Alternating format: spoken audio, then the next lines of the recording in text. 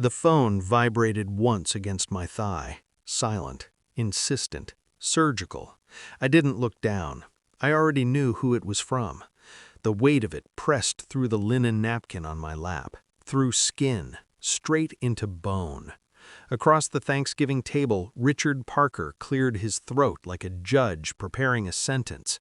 Crystal glasses caught the chandelier light. Everything glittered. Everything felt staged. "Women don't belong in business discussions," he said, voice smooth with entitlement, "especially unemployed ones like you." He didn't look at me. He reached across the table for the wine bottle instead, his cuff brushing my sleeve as if I were furniture. Daniel froze beside me, fork hovering, a statue of practiced silence. His mother nodded, lips pursed in that thin way that meant agreement without accountability. His brother smirked, a reflex. I smiled, soft, measured. Inside, the phone buzzed again. Contract countersigned. I felt the truth settle in my chest like a held breath. $8.6 million. Ink barely dry.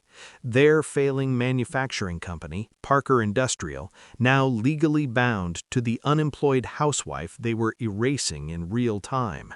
I folded my hands together, watched Richard pour wine he couldn't afford to drink. No one noticed my pulse slow. No one knew this table was already collapsing beneath them, and no one yet understood that this wasn't about money. It was about what I had learned in the weeks before this dinner, about what Daniel had hidden, about how carefully betrayal could wear the face of love. I waited. It started with a receipt, crumpled, slid between couch cushions like a confession that didn't want to be found. Hotel, midweek. 2 guests, champagne surcharge. Daniel had told me he was working late. I remembered nodding, kissing his cheek, believing him because belief was easier than precision. I stared at the receipt for a long time, long enough for denial to try on different costumes, maybe a client, maybe a mistake, maybe someone else's. The house was quiet, too quiet, the kind of quiet that listens back.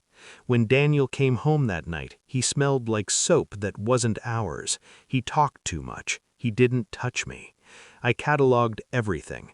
The way his phone never left his hand, the way he angled the screen away from me like a shield, the sudden passwords, the meetings that bloomed out of nowhere and withered when I asked questions. Richard's voice echoed in my head. Women don't belong, like a doctrine passed down with inheritance. I realized then that Daniel had learned silence from him, learned how to let women disappear without confrontation. I didn't cry. Crying is loud. Crying is wasteful. Instead, I started watching.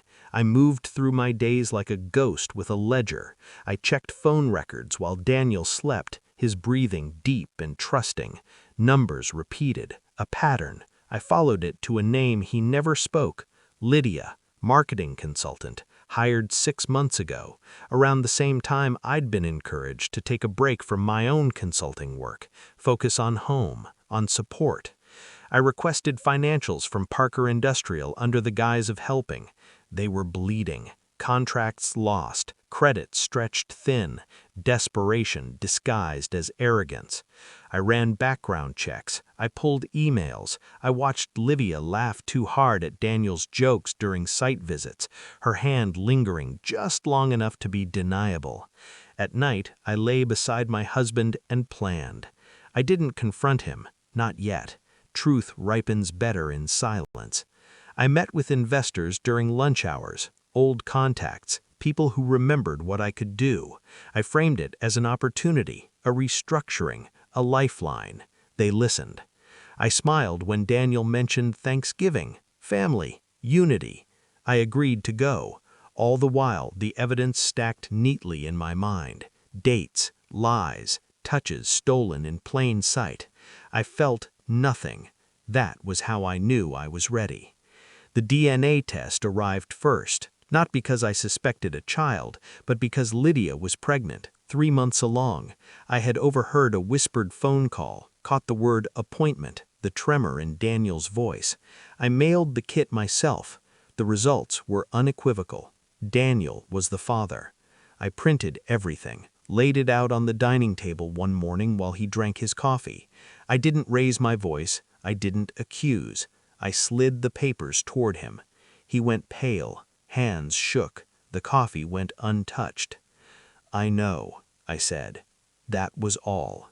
He tried to speak, failed, tried again. Apologies poured out, messy and useless. Love, mistake, pressure.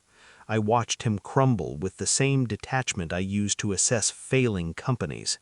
This isn't a conversation, it's a conclusion. He wept. I stood. Back at the Thanksgiving table, Richard laughed at his own joke. The wine flowed.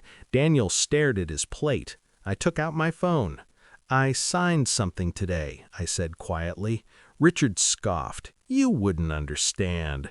I acquired controlling interest in Parker Industrial," I continued, "effective immediately."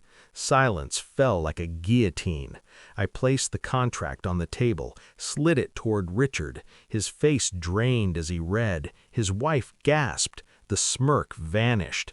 Daniel looked at me then, really looked. "I also filed for divorce," I added, "and notified HR about Lydia." Richard's mouth opened, closed. Power evaporated from his posture. "You don't belong in business discussions," I repeated softly. "Remember?" I stood, picked up my coat. I left them there, frozen in their own reckoning. Outside the night was cold and clean. My breath fogged, then cleared. I felt lighter, not vindicated, accurate.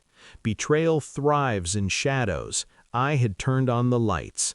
I walked away without looking back, already rewriting the future they had tried to erase.